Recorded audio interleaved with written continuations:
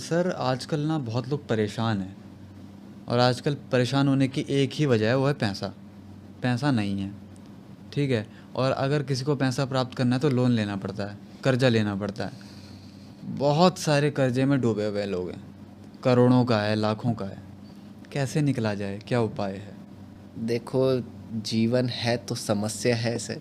हम्म। और अगर जीवन में समस्या नहीं है तो फिर वो जीवन भी हमें बोरिंग लगने लग जाता है। जी। अब चलो पैसे की ही बात है तो पैसे पैसा जो है आपको खुशी तो दे सकता है, लेकिन आपको वो इज्जत भी लाके दे सकता है, लेकिन कोई भी इज्जत आपको वापस लाके नहीं दे सकता है। आप लोन ले लेते हैं, लेकिन फिर कई कई बार समस्या ऐसी आ जाती है, स्थिति ऐसी बन जाती है कि उस लोन को चुकाने की हम में क्षमता नहीं होती है। ऐसे में हम कई लोगों की गुहार लगाते हैं, कई लोगों से मदद की गुहार लगाते हैं, लेकिन मदद हमें कहीं से नहीं मिलती। जी।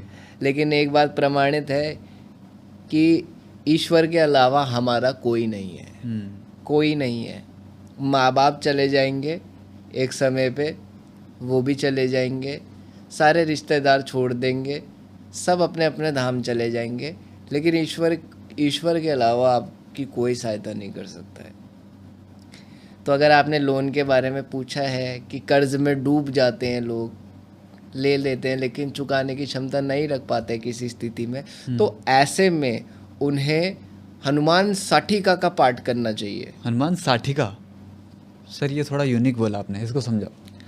हनुमान साठिका जो है ये सुंदरकांड और रामचरितमानस से इंस्पायर्ड है। अच्छा। इसमें हनुमान जी को फिर से, जैसे मैंने आपको बताया था कि हनुमान जी को हनुमान अष्टक में उनकी शक्तियों का स्मरण कराया जाता है, ऐसे ही इसमें हनुमान जी को इनकी बल, बुद्धि, विद्या, जो इंस्पिरेशन इनको श्री राम से मिली है, जो कथा में चीज़ें घटित हुई है, जो कथा घटित हुई है, वो रामचरितमानस का ही पाठ हनुमान साठिका। सर आपको रोकना चाहूँगा, और अभी आपने एक टर्म सुनी, हनुमान अष्टक, ठीक है। तो सर ने बहुत अच्छी तरीके से पिछले पॉडकास्ट में बता रखा है हनुमान अष्टक के बारे में। प्लीज़ आप जाके देखिए, आपके बहुत सारे डाउट क्लियर होंगे और बहुत सारी नई बातें सीखने को मिलेगी, जानकारियाँ मिलेंगी। Sir continue. तो इसका पहले महत्वपूर्ण जान लेते हैं। जी। इसमें हनुमान जी को इनकी शक्तियों का स्मरण कराने के साथ साथ इनके बल, इनके विवेक, इनके पराक्रम को जो है एक तरीके से याद दिलाने के साथ साथ इनकी कृपा भी प्राप्त होती है। इसमें जो है रामचरितमानस का पाठ का भी वर्णन किया गया है, और नियमित तौर से जो भी भक्त हनुमान मंदिर जाकर मंगलवार के दिन इसको संकल्प के साथ इस साठिका को 7 बार या 60 बार पढ़ ले, क्योंकि हर जो पाठ होते हैं ना उनके अलग अलग महत्व होते हैं।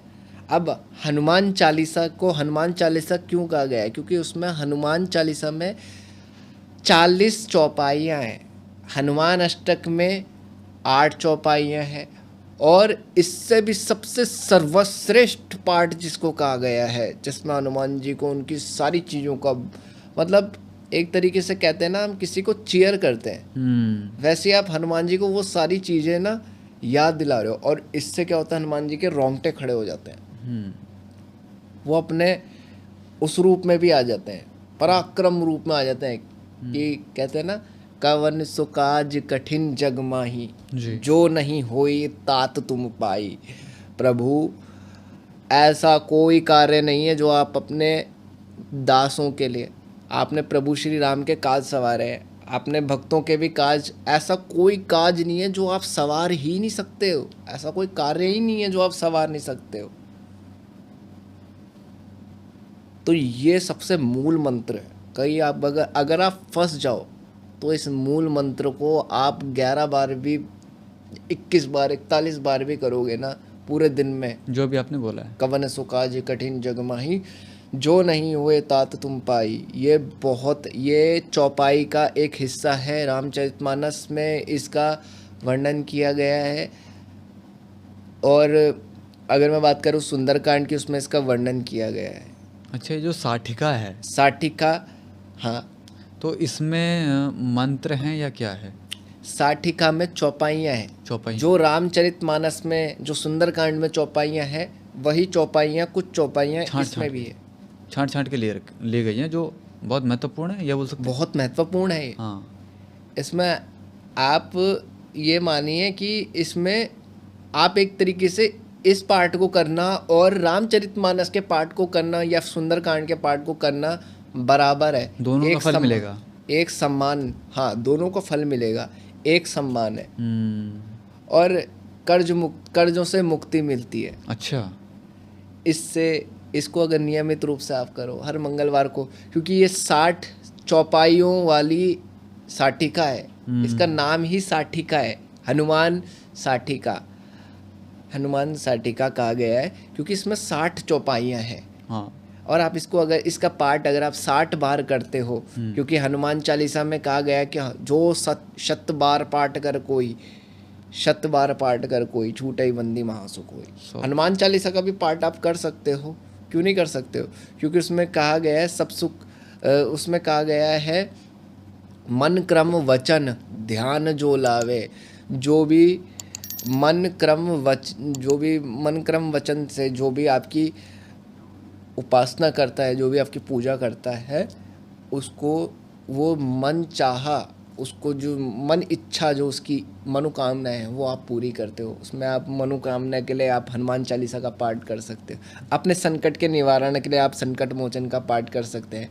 हनुमान साटिका के पाठ से आप एक तरीके से हनुमान जी के कृपा प्राप्ति कर सकते हैं। हनुमान जी की कृपा आपको प्राप्त होती है।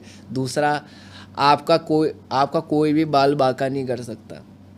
तीसरा, इस पाठ को करना और रामचरितमानस और सुंदरकांड को पाठ करना एक समान है। फल आपको उसी स्वरूप मिलेगा जो आप हनुमान साटिका में कर रहे हो। दोनों का फल एक ही पाठ से? एक ही पाठ में मिलेगा। कर्जों से आपको मुक्ति मिलेगी। ठीक है। धन की कभी आपको कमी नहीं होगी। कोई भी शत्रु आपका बाल बांका नहीं कर सकता। किसी दुर्घटना के आप शिकार नहीं बनोगे कभी भी।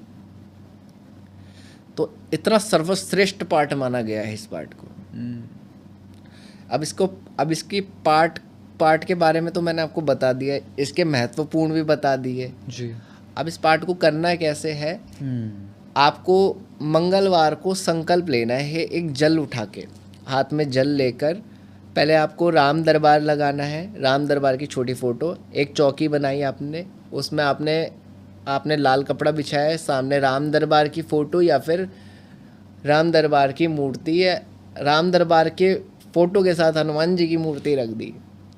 उसमें एक संकल्प के साथ, जितने दिन का आप संकल्प लेते हैं, 60 चौपाई के साथ आप जितने दिन का संकल्प लेते हैं, 7 दिन, 5 दिन, 41 दिन, आप मेरा यकीन मानिए, आप प्रतिदिन जितने दिन का आपने संकल्प लिया है ना, उतने दिन, अगर आप 7 दिन का संकल्प आपने लिया, माना बात, 7 दिन के संकल्प में आपने 60 बार पूरी श्रद्धा पूर्वक हनुमान जी को अपने आप को समर्पित करते हुए, श्री राम को अपने आप को समर्पित करते हुए आपने इस पाठ को करना शुरू किया, तो आप वहीं देखोगे कि आपके इसी बीच में जो आपकी पूरी प्रॉब्लम, तो सॉल्व मैं नहीं कह सकता, लेकिन आपको आधे से ज़्यादा प्रॉब्लम का सॉल्यूशन उस जिस जगह आप फंसे हो ना, जिस दलदल में फंसे हो ना, उस दलदल से निकलने की राह आपको मिल जाएगी।